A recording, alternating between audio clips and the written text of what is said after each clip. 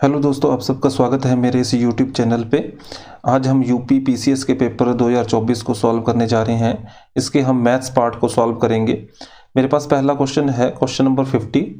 The number of integers n satisfying -n+2 is greater than equal to 0 and 2n is greater than equal to 4। तो देखते हैं कितने integers इसको satisfy करते हैं।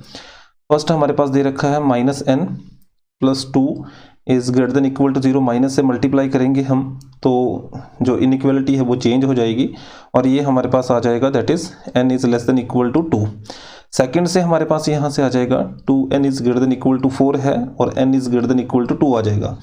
अगर हम देखें तो एक फर्स्ट केस में ये कह रहा है कि जो वैल्यूज़ है वो 2 से क्या होनी चाहिए, इक्वल और उससे छोटी होनी चाहिए। सेकंड केस में ये बोल रहा है कि वैल्यू 2 या 2 से बड़ी होनी चाहिए। तो एक ही सोल्यूशन यहाँ से बनता है, तो हमारा राइट आंसर रहेगा दैट इज ए। बढ़ते हैं हम अपने सेकंड क्वेश्चन की ओर। तो question number 51, the 3 digits largest prime number. ठीक है, लार्जेस्ट प्राइम नंबर को चेक करने के लिए हमारे पास रूल रहता है कि जो नंबर जो है किसी भी प्राइम नंबर से डिविजिबल नहीं होना चाहिए। ठीक है, स्पेशली हम नंबर का स्क्वायर देखते हैं किस नंबर के आसपास है। ठीक है, उसी हिसाब से करते हैं, पर यहाँ पे ऐसा कुछ नहीं दे रखा है, सीधा हमारे पास क्वेश्चन है। तो यहाँ से हम डायरेक्टली बता सकते हैं कि कौन सा नंबर जो है प्राइम नंबर है या नहीं है। ठीक है, यहाँ पे अगर मैं देखूँ तो मेरे पास जो प्राइम नंबर्स होते हैं वो होते हैं 2, 3, 5, 7, ठीक है, 11, 13 अप टू सो ऑन। ठीक है, तो थर्ड नंबर जो है, फोर्थ नंबर जो है 999 है। तो तीनों का सम हमारे पास 27 हो जाएगा, 3 से डिविजिबल हो जाएगा। इट मीन्स ये वाला नंबर नहीं होगा। ठीक है, यहाँ पे देखें सी पार्ट देखें तो यहाँ से ये हमारे पास हो जाएगा 9 9 18 और 6 24 हो जाएगा। ठीक है, 24 भी 3 के टेबल में आता है। ठीक है, तो ये नंबर भी नहीं होगा हमारे पास। और पहले वाला नंबर जो है इसका यूनिट प्लेस जो है 2 है। ठीक है, तो ये प्राइम नंबर 2 से डिविजिबल हो जाएगा। ठीक है, तो हमारे पास कौन सा नंबर बचता है, 997। तो इसका सही ऑप्शन हमारे पास क्या रहेगा, 997 is the largest prime number, 3 digits. ठीक है, बढ़ते हैं हम अपने नेक्स्ट क्वेश्चन की ओर, दैट इज 52। क्वेश्चन नंबर 52 में सबसे पहले हमने क्या फाइंड आउट करना है, that is a minus B हम फाइंड आउट कर लेंगे। a माइनस बी का मतलब होता है a के वो एलिमेंट जो b में ना हो। याद रखेंगे, a माइनस बी का मतलब होता है a के वह एलिमेंट जो b में ना हो। ठीक है, डिफरेंस ऑफ टू सेट्स है, ये सेट का क्वेश्चन है ये। तो हमने यहाँ पे क्या लिखना है, a के वो एलिमेंट लिखने हैं जो b में ना हो, दैट इज a। और यहाँ पे क्या कौन सा है, दूसरा e। इसी तरह से हमने उसके बाद फाइंड आउट करना है a minus C. a minus C का मतलब a के वो एलिमेंट जो c में ना हो। तो यहाँ से हमारे पास a आ जाएगा, एक आ जाएगा b और एक आ जाएगा f। लास्ट में हमने फाइंड आउट करना है c minus B. c minus B का मतलब c के वो एलिमेंट जो b में ना हो। तो ये कौन कौन से आ जाएंगे, e i हमारे पास आ जाएंगे। और लास्ट में हमने जो फाइंड आउट करना था that is a minus B में से आपने क्या सब्ट्रैक्ट करना है, a माइनस सी सब्ट्रैक्ट कर देना और c माइनस बी। इसका मतलब आपने देखना है कि a माइनस बी के वो एलिमेंट्स लिखने हैं जो a माइनस सी में ना हो और c माइनस बी में भी ना हो। तो a का जो एक एलिमेंट है a, वो a माइनस सी में आ रहा है, दूसरा एलिमेंट e जो है हमारे पास c माइनस बी में आ रहा है। इसका मतलब तो डिफरेंस कितना रह जाएगा हमारे पास, एम्प्टी रह जाएगा। तो इसका सही ऑप्शन हमारे पास बन जाएगा, that is the C is the right answer. बढ़ते हैं नेक्स्ट क्वेश्चन की ओर। क्वेश्चन नंबर 53 हमारे पास है, who first calculate the value of phi. इसका सीधा आंसर हमारे पास आ जाएगा, आर्किमिडीज आ जाएगा। ठीक है, नेक्स्ट क्वेश्चन हमारे पास है 54। इस क्वेश्चन को हम देखते हैं। 54 में हमने क्या फाइंड आउट करना है, रिमाइंडर फाइंड आउट करना है। रिमाइंडर थ्योरम हम तो यहाँ पे जो हमारे पास जिससे हमने डिवाइड करना है उसको 0 के इक्वल हम पुट कर लेंगे। तो यहाँ से हमारे पास x आ जाएगा, दैट इज 2/3। x की वैल्यू कितनी आ जाएगी, 2/3। 0 को इक्वल पुट करेंगे तो 1 जो है दूसरी तरफ चला जाएगा, -1 हो जाएगा, माइनस से माइनस कैंसिल हो जाएगा और x आ जाएगा 2/3। हमने क्या करना है, डायरेक्टली वैल्यूज पुट कर देनी है यहाँ पे। मतलब x की वैल्यूज कितनी पुट करनी है, रिमाइंडर थ्योरम के अकॉर्डिंगली रिमाइंडर क्या होगा, r ऑफ x, मतलब x की वैल्यू 2/3 पुट करेंगे। तो यहाँ से जब हम 2/3 पुट करेंगे तो ये हमारे पास बन जाएगा x क्यूब, मतलब 2 का क्यूब कितना हो जाएगा, 8/27 माइनस, और ये बन जाएगा आपके पास 4/9 होगा। तो 9 से 6 कैंसिल हो जाएगा, तो ये हमारे पास आ जाएगा 8/3। ठीक है। आगे हमारे पास आ जाएगा +4/3, ठीक है, और माइनस के 4। तो इसको सॉल्व करके हमारे पास आ जाएगा -136/27, ठीक है। आप अपना आंसर चेक कर लेंगे, that is the A is the right answer. Question number 54 का जो हमारे पास राइट आंसर बनेगा दैट इज ए। बढ़ते हैं हम नेक्स्ट क्वेश्चन की ओर। नेक्स्ट क्वेश्चन हमारे पास है find the value of x, ठीक है, इन द गिवन इक्वेशंस। आपने ये वाली वैल्यूज एक्स फाइंड आउट करना है। तो ये वाली जो हमारे पास है कनकेव क्वाड्रिलेटरल है, इसमें एक्स की वैल्यूज हमारे पास सीधी आ जाएगी, दैट इज 55 + 30 + 45, ठीक है। इन तीनों को ऐड कर लेंगे तो हमारे पास ये बन जाएगा 50 और 40 हो जाएंगे हमारे पास 90 और 10 100 और 130। तो इसका सही ऑप्शन हमारे पास बन जाएगा x = 130, that is D is the right answer, ठीक है। नेक्स्ट बढ़ते हैं हम अपने नेक्स्ट क्वेश्चन की ओर। नेक्स्ट क्वेश्चन हमारे पास है कि द मीडियन आपने if the median of the following data is 11, median आपके पास दे रखा है, कितना दे रखा है, that is 11, then find the value of K. तो सबसे पहले मीडियन के लिए हमें डाटा को अरेंज करना पड़ता है, ठीक है।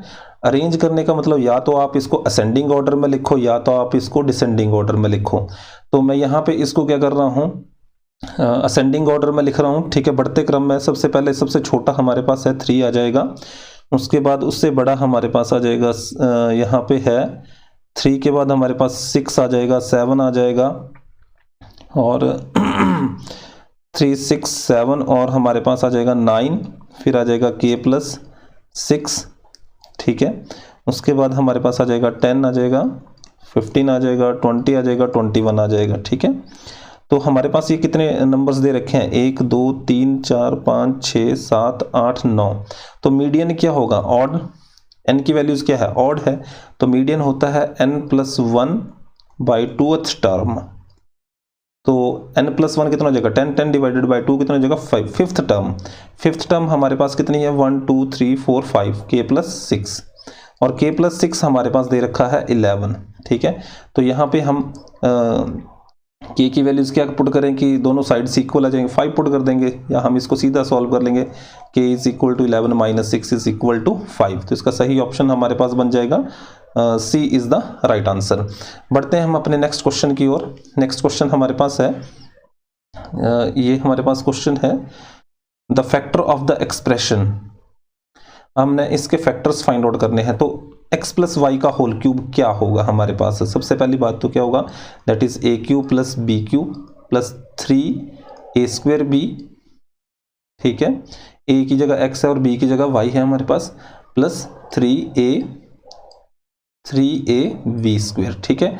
अब आपने प्लस करना है a - b का होल क्यूब। जब a - b का होल क्यूब ऐड करेंगे तो यहाँ पे हमारे पास क्या आएगा, x³ आएगा, माइनस का y³ आएगा, माइनस का 3x² और 3xy²। तो ये वाले टर्म्स तो कैंसिल हो जाएंगे, हमारे पास बन जाएगा यहाँ पे 2x³ हमारे पास यहाँ पे बच जाएगा 2x³ प्लस दूसरा हमारे पास बच जाएगा यहाँ पे 6xy²। तो कॉमन आ जाएगा हमारे पास 2x।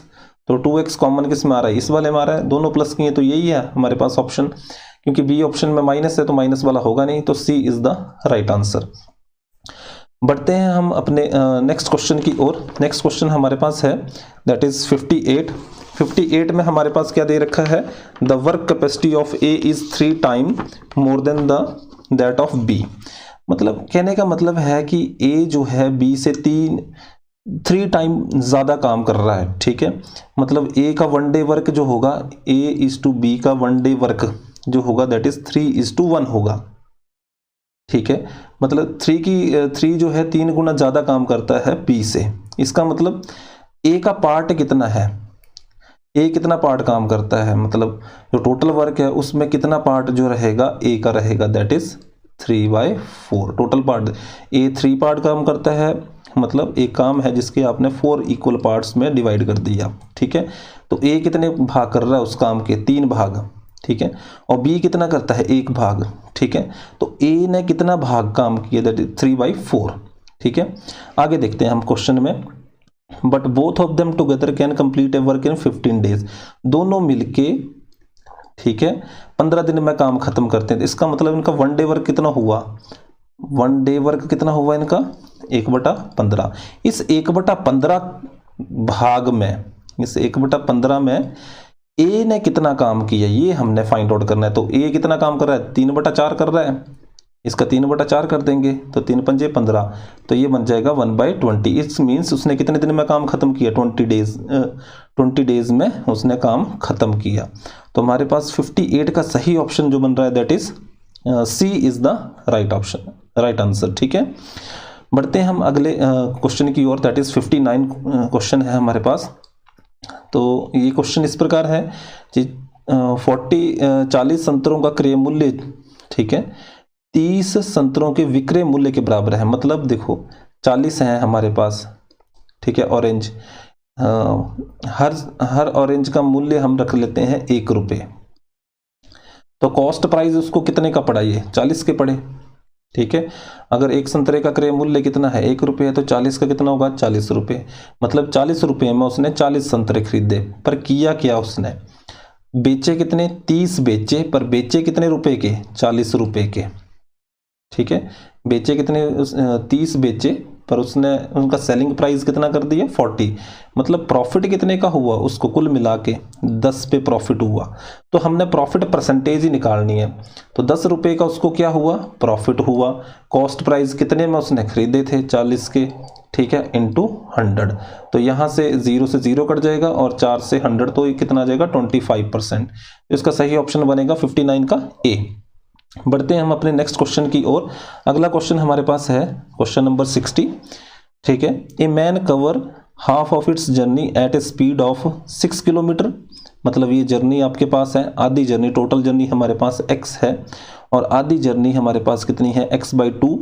ठीक है, वो कवर करता है, ये डिस्टेंस जो है कवर कर रहा है 6 किलोमीटर पर आवर की स्पीड से, और जो बाकी का हमारे पास डिस्टेंस है वो कवर कर रहा है 3 किलोमीटर पर आवर की स्पीड से। तो माय डियर, यहाँ पे इस क्वेश्चन का बहुत ही सिंपल सा आंसर है। आपने सिर्फ ये देखना है कि यहाँ पे डिस्टेंस, ये जो डिस्टेंस कवर कर रहे हैं ये इक्वल डिस्टेंस कवर कर रहे हैं या नहीं कर रहे हैं। तो यहाँ पे इक्वल डिस्टेंस ये कवर कर रहा है, हाफ, पहले 6 किलोमीटर की स्पीड से कर रहा है, किलोमीटर पर आवर की स्पीड से कर रहा है। ठीक है, दूसरा हाफ जो है 3 किलोमीटर पर आवर की स्पीड से कर रहा है। इसका मतलब एवरेज स्पीड का फॉर्मूला हमारे पास सीधा डायरेक्ट लग जाएगा 2v1v2 divided by b1 plus b2। बस ये चीज़ आपने ध्यान रखनी होती है इसमें। तो यह आ जाएगा 2 गुना 6 गुना 3 और नीचे आ जाएगा 9।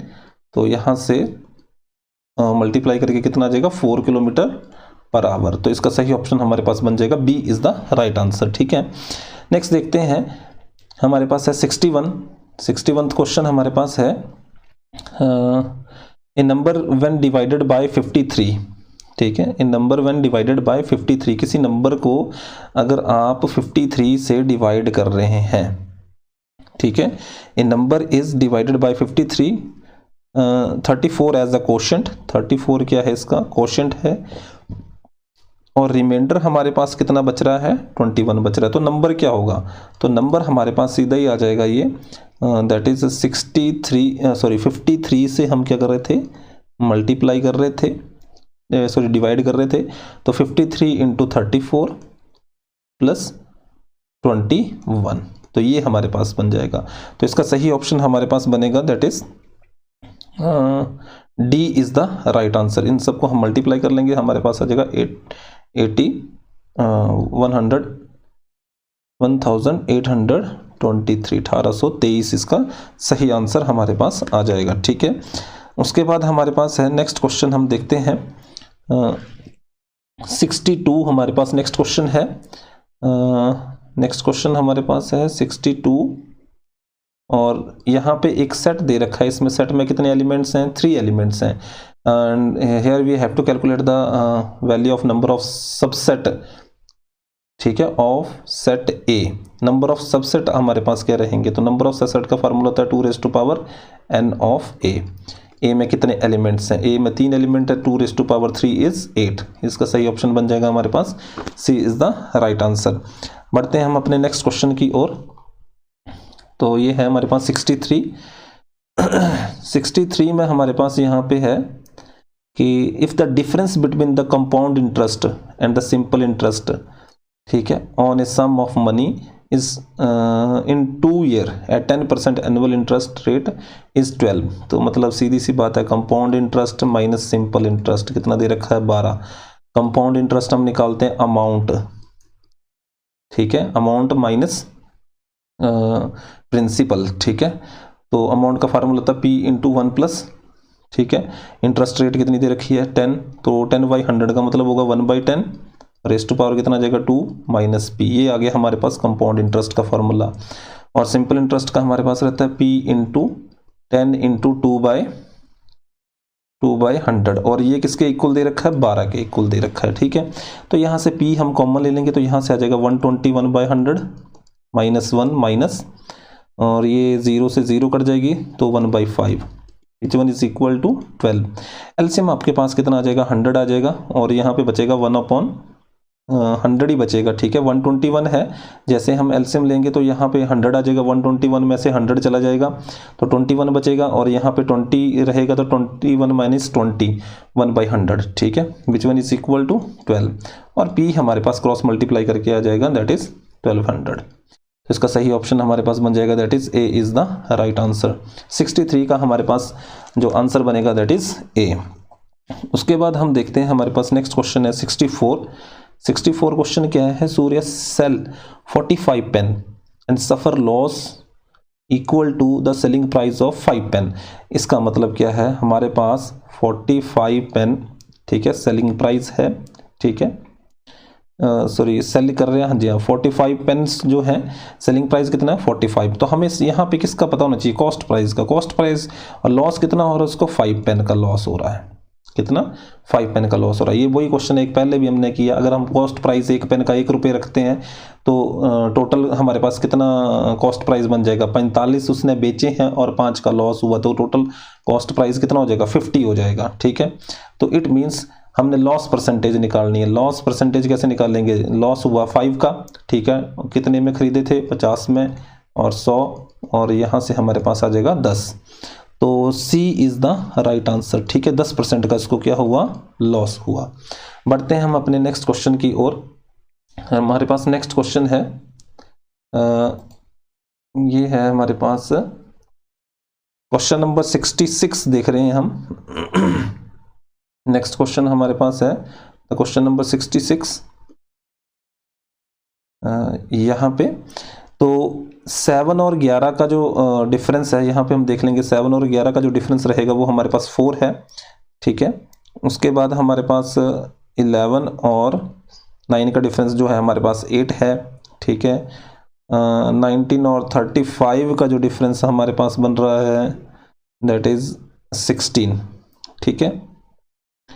और उसके बाद हमारे पास कितना आ जाएगा 16 है, और उसके बाद हमारे पास कितना आ जाएगा 64। मतलब ये बन रहा है 2 raise to power 2, 2 raise to power 3, 2 raise to power 4 और 2 रेज़ टू पावर 5, 35 32 बनेगा, ठीक है।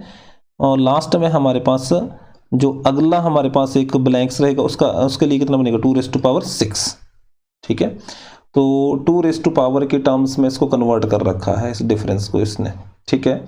तो हमारे पास कितना 2 रेज़ टू पावर 6 होता है 64, हमने इसमें कितने ऐड करने हैं दैट इज 67 ऐड करने हैं, और ये आ जाएगा 6 6 12 और 1 13 131। B is the right answer, ठीक है।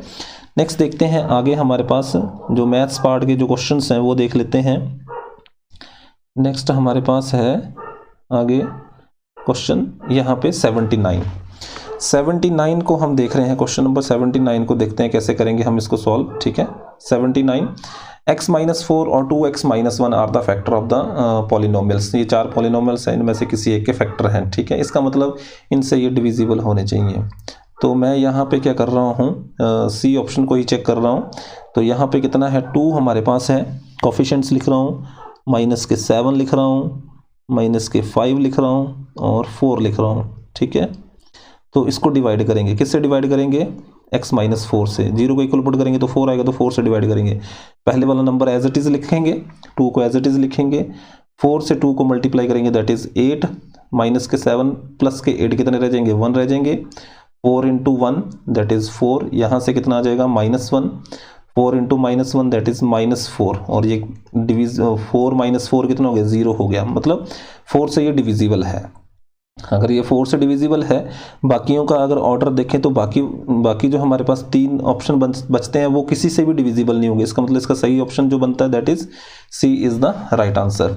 इसके बाद अगर आपने देखना हो जैसे 2x - 1 से चेक करना हो कि ये 2x - 1 से भी डिविजिबल होना चाहिए, तो 2x - 1 को 0 के इक्वल पुट कर लेंगे, x कितना आ जाएगा 1/2, तो 1/2 से जब आप डिवाइड करोगे तो 2 को एज इट इज लिखोगे तो 1/2 इंटू 2 1 बचेगा, ठीक है। 1 + 1 कितना हो जाएगा, 2 हो जाएगा, ठीक है। 1/2 को 2 से जब आप मल्टीप्लाई करोगे तो 1 आएगा और ये क्या हो जाएगा, 0 हो जाएगा, मतलब दोनों से ही ये डिविजिबल है, तो सी इज द राइट आंसर। बढ़ते हैं हम अपने नेक्स्ट क्वेश्चन की ओर, ठीक है। नेक्स्ट क्वेश्चन हमारे पास है मैथ्स से रिलेटेड जो है, खास करके मैं उन्हीं को ही सॉल्व कर रहा हूँ। नेक्स्ट क्वेश्चन है 81, in a circle the radius is double. देखो सर्कल का एरिया जो है दैट इज πr² होता है। अगर रेडियस को मैं डबल कर दूंगा तो ये बन जाएगा, r की जगह 2r लिखूंगा तो 4r², मतलब 4πr²। तो व्हाट हैपन, तो क्या हुआ, एरिया जो है 4 टाइम हो गया, ठीक है, क्वाड्रपल्स हो गया, यहाँ पे B is the right answer, 4 गुना हो गया, ठीक है। ये देख रहे हैं हम। बढ़ते हैं हम अपने नेक्स्ट क्वेश्चन की ओर। हमारे पास है 83 हमारे पास है, the value of which of the following will not change if the constant number is added to the square of the series. देखो मीन, मॉड और मीडियन में जब भी हम कोई कांस्टेंट नंबर ऐड करते हैं तो इनकी वैल्यूज चेंज होती है। इसका सही ऑप्शन हमारे पास रहेगा स्टैंडर्ड डेविएशन। सिर्फ स्टैंडर्ड डेविएशन जो है एज इट इज रहेगी, ठीक है। स्टैंडर्ड डेविएशन क्यों एज इट इज रहेगी, क्योंकि ये वेरिएबिलिटी फैक्टर के ऊपर डिपेंड करती है, ठीक है, वेरिएंस के ऊपर डिपेंड करती है, ठीक है। वेरिएबिलिटी फैक्टर जो है वेरिएबिलिटी फैक्टर के ऊपर डिपेंड करेगी, तो वेरिएबिलिटी में कोई चेंज नहीं आएगा, ठीक है। वेरिएंस में कोई चेंज नहीं आएगा क्योंकि कांस्टेंट नंबर आप ऐड कर रहे हो, ठीक है, तो कोई चेंज नहीं आएगा, तो standard division as it is रहेगी। तो इसका सही ऑप्शन हमारे पास क्या रहेगा, that is C is the right answer. Next question हमारे पास है दैट इज 84th क्वेश्चन हम देख रहे हैं। तो इस क्वेश्चन में हमारे पास क्या है, side, if the side length of the square is double, किसी स्क्वायर की जो साइड लेंथ है उसको डबल कर दिया जाए तो how much area will be increase. देखो दो, अगर साइड स्क्वायर की जो साइड है हमारे पास ए है तो उसका एरिया कितना होगा, a² होगा, तो a' न्यू एरिया क्या हो जाएगा, साइड को डबल कर देंगे तो कितना हो जाएगा 4a², ठीक है। तो इंक्रीज कितना हुआ, कितना इंक्रीज हुआ, मतलब a' - a that is 4a² minus a², that is 3a²। तो कितना टाइम हो जाएगा, 3 टाइम हो जाएगा, that is a is the right answer, ठीक है। 84 का हमारे पास कितना आ जाएगा, a हो जाएगा। बढ़ते हैं हम अपने नेक्स्ट क्वेश्चन की ओर, दैट इज 86th क्वेश्चन हमारे पास है, द HCF ऑफ 306, HCF हमारे पास दे रखा है एंड 657 का 9। इसका मतलब 306 को मैं लिखूंगा 9 इंटू डिवाइड करके देख लेंगे, ठीक है, तो ये बन जाएगा 3 और 4, ठीक है। इसी तरह से हम 657 को लिखेंगे और ये हमारे पास बन जाएगा 73, ठीक है। तो एलसीएम क्या होता है, एलसीएम होता है हमारे पास कॉमन फैक्टर, मतलब जो कॉमन फैक्टर होता है, ठीक है, उसको लिखेंगे और जो मतलब उसके बाद हमारे पास कितना आएगा, 34 आ जाएगा और 73 आ जाएगा, ठीक है। Least power of all the factor, सीधी सी बात है, ठीक है, जितने भी फैक्टर हैं उन सबकी लीस्ट पावर लिखेंगे हम। तो लीस्ट पावर क्या है हमारे पास, सॉरी हाईएस्ट पावर लिखेंगे, ठीक है। तो हाईएस्ट पावर कितनी है हमारे पास 1, 9 की, तो इन तीनों को मल्टीप्लाई कर लेंगे और ये हमारे पास आ जाएगा 22338। तो इसका सही ऑप्शन हमारे पास बनता है that is 22338, that is D is the right answer, ठीक है। बढ़ते हैं हम अपने नेक्स्ट क्वेश्चन की और ये हमारे पास दे रखा है 0.235 बार। तो इसको सिंपली हम, बहुत आसान है ये, रैशनल नंबर का है ये क्वेश्चन, ठीक है, रैशनल नंबर के ऊपर डिपेंड कर बेस्ड है, ये रैशनल नंबर है, इसको p/q फॉर्म में हमने लिखना है। तो सीधी सी बात है कि जितने नंबर के ऊपर वार लगा हुआ उतने 9 लिख लेंगे और जितने नंबर के ऊपर वार नहीं लगा हुआ, जैसे एक ही नंबर इसके ऊपर वार नहीं है तो इतनी 0 लगा लेंगे। ऊपर पूरा नंबर लिखेंगे 235 और इसमें से जिस नंबर के ऊपर वार नहीं है उसको सब्ट्रैक्ट कर देंगे, तो ये आ जाएगा 233/990। The A is the right answer.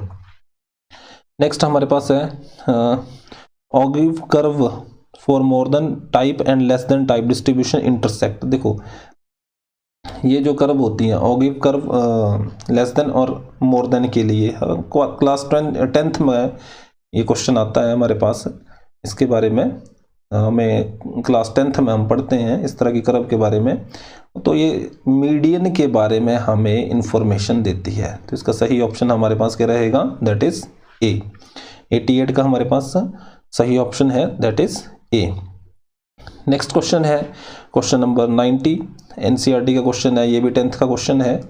देखो क्वेश्चन क्या है, 2 cubes each of volume 27। 2 cube है, उनका वॉल्यूम कितना है 27 है दोनों का। तो हमें तो साइड हम मान लेते हैं ए है, तो ए क्यूब किसके बराबर आ जाएगा 27, दैट इम्प्लाइज ए आ जाएगा हमारे पास 3। यहाँ से दोनों को ज्वाइन करके क्या बनाया जाता है एक, तो ये क्यूबाइड बनेगा जब हम दोनों को ज्वाइन करेंगे तो, ठीक है।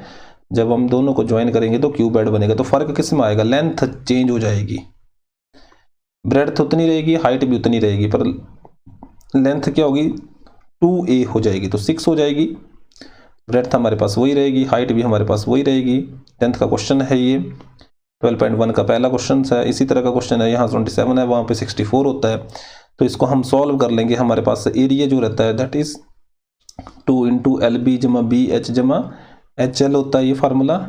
तो 6 × 18, तो ये आ जाएगा 2 × 45 बराबर है 90 सेंटीमीटर स्क्वायर। सही ऑप्शन इसका है D is the right answer, ठीक है। उसके बाद हमारे पास एक क्वेश्चन है 93,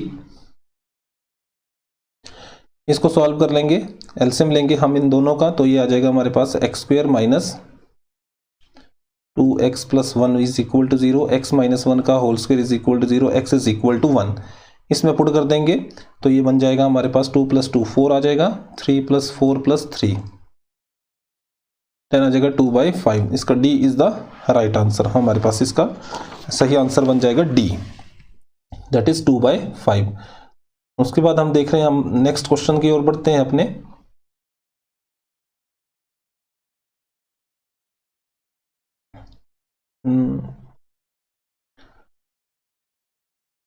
यही क्वेश्चन थे मेरे पास। अगर आपको ये वीडियो अच्छा लगा हो तो आप मेरे चैनल को ज़रूर सब्सक्राइब करें और इसी तरह के और पेपर्स को सॉल्व करने के लिए हमें मोटिवेट करते रहें। Thank you very much.